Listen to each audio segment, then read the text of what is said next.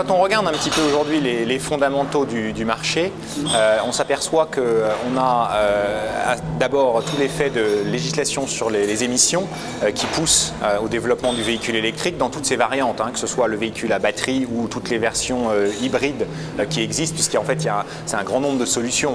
On utilise le terme véhicule électrique pour décrire beaucoup de choses. Et donc on voit un peu tous les fondamentaux. D'abord l'effet législation, deuxièmement toutes les questions de prix de l'énergie, et puis à l'inverse la baisse du prix des batteries et l'amélioration des technologies, et puis le sentiment, un peu la préoccupation écologique des utilisateurs, dont on s'aperçoit qu'elle est de plus en plus importante, qui sont tous des facteurs qui poussent au développement du véhicule électrique. Alors bien sûr il y a un certain nombre d'obstacles qu'il faut dépasser, notamment toujours un petit peu cette anxiété par rapport aux rayons d'autonomie, mais on voit que tous les facteurs fondamentaux en fait vont dans la direction de plus de véhicules électriques. On ne serait pas complètement surpris chez McKinsey de voir des ventes aux alentours de 15% à un horizon 2015-2020 de véhicules qui soient des véhicules fortement hybrides, voire complètement électriques. Il y a maintenant beaucoup de pays qui se sont fortement impliqués, la France notamment depuis pas mal d'années, essentiellement d'ailleurs parce qu'elle a un mix énergétique qui s'y prête, parce qu'en fait la réduction effective d'émissions, notamment de CO2, dépend beaucoup du mix électrique, et donc quand on a un mix de production électrique comme celui de la France qui est basé énormément sur le nucléaire et l'hydro comme vous le savez, en particulier le nucléaire, on a évidemment un bénéfice qui est plus grand. Mais on voit aussi des pays comme le Portugal qui font beaucoup de choses en ce moment, évidemment les pays d'Europe du Nord, l'Allemagne qui réfléchit beaucoup même si elle prend un schéma un petit peu différent, et donc je dirais c'est un petit peu partout en Europe qu'on voit fleurir ces politiques favorables aux véhicules hybrides et électriques. La Belgique a une réflexion qui est en cours, la tenue de ce colloque aujourd'hui montre que c'est une question importante ici, et que la Belgique a décidé de s'en occuper, et je pense que compte tenu des maturités du marché des technologies, la Belgique arrive au bon moment, mais il faut le faire maintenant. L'infrastructure de recharge en fait c'est d'abord et avant tout une infrastructure à la maison, c'est-à-dire que ce qu'on voit, alors je ne sais pas quels sont les chiffres ici en Belgique, en Île-de-France par exemple, donc dans la région autour de Paris, on constate que 70% des véhicules dorment la nuit sur une place de parking qui leur est assignée, donc toujours sur la même place de parking, que ce soit un parking privé ou un parking qui est loué. Et donc on a une option pour recharger la nuit qui est très importante sur, encore une fois, 70% des véhicules. Et les études consommateurs qu'on a pu réaliser montrent que les gens aujourd'hui envisagent peu d'acheter un véhicule électrique s'ils ne disposent pas d'un moyen de recharge à coup sûr la nuit. Donc on a des consommateurs qui assez naturellement n'ont pas envie de le soir chercher une prise pour pouvoir recharger leur véhicule ou une borne de chargement pour pouvoir charger leur véhicule la nuit, ils veulent que ça soit certain. Donc évidemment le chargement à domicile c'est d'abord la brique élémentaire, le point de départ dont on a besoin. Et donc ça c'est une prise par véhicule en circulation évidemment. Alors en même temps comme c'est à la maison c'est assez peu coûteux, il peut y avoir quelques aménagements à faire sur l'installation, mais ça reste assez peu coûteux. Après il y a la question du rechargement sur la voie publique, alors d'abord dans les parkings publics puis sur la voie publique et surtout du rechargement rapide, parce que là je parlais à la maison évidemment d'une charge lente où on charge son véhicule, ça prend quelques heures, entre 4 et 6 heures, mais ça prend quelques heures. Sur le rechargement rapide, là on voit que les études montrent qu'en fait ça a une fonction pour rassurer les gens, mais l'utilisation réelle du rechargement rapide sera très probablement faible. Parce qu'en réalité, l'autonomie des véhicules sera probablement de l'ordre ou supérieure à 100 km et il y a très peu de gens qui parcourent plus de 100 km par jour. Je pense que sur l'infrastructure à domicile, évidemment, à la fin, ce sont les consommateurs qui la payeront. Ceci dit, on voit des constructeurs qui disent qu'ils vont contribuer, donc ça peut être sous la forme d'un chèque pour aider à l'installation d'une prise un petit peu sécurisée à la maison. Ça semble faire du sens. Pour ce qui est de l'infrastructure publique, là il y a plusieurs candidats.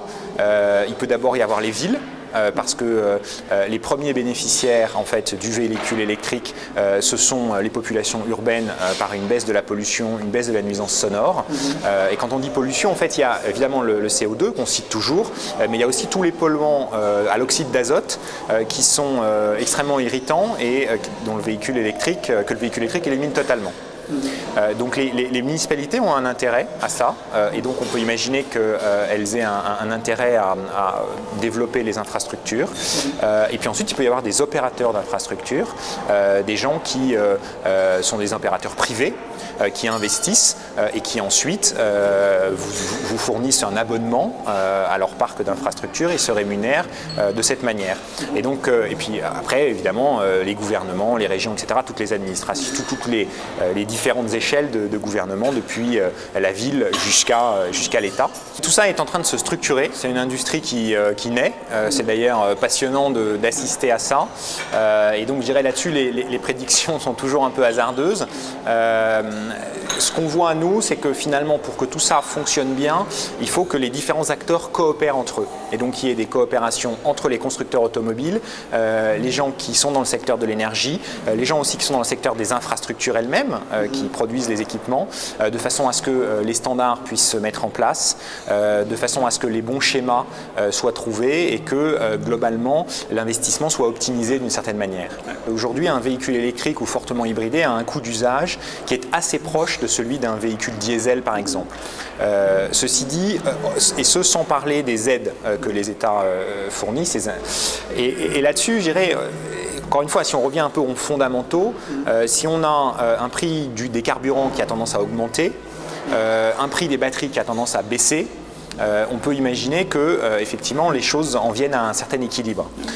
Et donc aujourd'hui, il est raisonnable de penser que dans un horizon de temps de l'ordre peut-être encore d'une dizaine d'années, on arrive à un coût d'usage du véhicule électrique qui soit parfaitement compétitif, et ce sans aide à l'achat par rapport au véhicule thermique.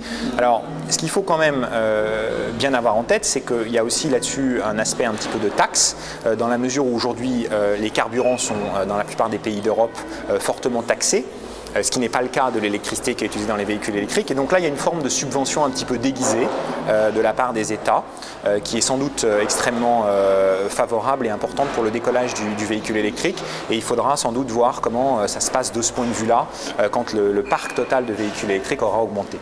On a fait des études assez identiques aux États-Unis, en Europe et en Chine, notamment à Shanghai, et qui montrent qu'on a une proportion de la population entre, je dirais, 20 et 30% de gens qui sont plutôt favorables aux véhicules électriques et qui, intuitivement, sont plutôt enclins à adopter des véhicules électriques ou fortement hybrides. Alors, entre l'intention et l'achat réel, il y a toujours un écart.